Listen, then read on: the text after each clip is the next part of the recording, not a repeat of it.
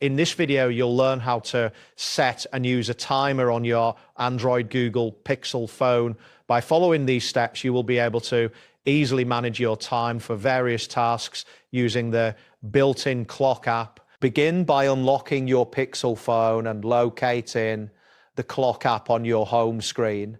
Once you find it, tap on the app. At the bottom of the screen, you will see several tabs. Select the Timer tab to access the countdown timer functionality. Ensure that your app is updated to the latest version for optimal performance. This section allows you to set multiple timers if your device supports this feature. After this, you are ready to configure your timer. Next, set the timer duration according to your needs. You can do this by using the number pad that appears or by scrolling through the options available. Specify the hours, minutes, and seconds as necessary. It is important to double check the time you have entered to ensure accuracy before starting the timer. If you wish, you can also label the timer, which can help you identify it later.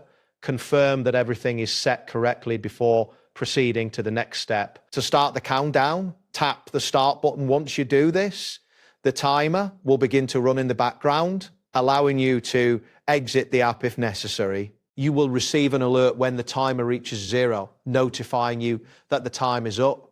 This feature is particularly useful for daily tasks such as cooking, exercising, or studying. You also have the option to pause or reset the timer at any point during the countdown, providing flexibility based on your requirements. If you are setting multiple timers, it is helpful to keep track of their durations and labels.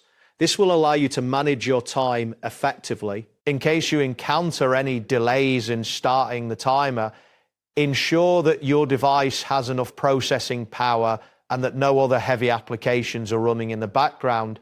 Additionally, be mindful of the timer duration, as longer timers may affect your device's battery life if not monitored. That wraps up today's guide.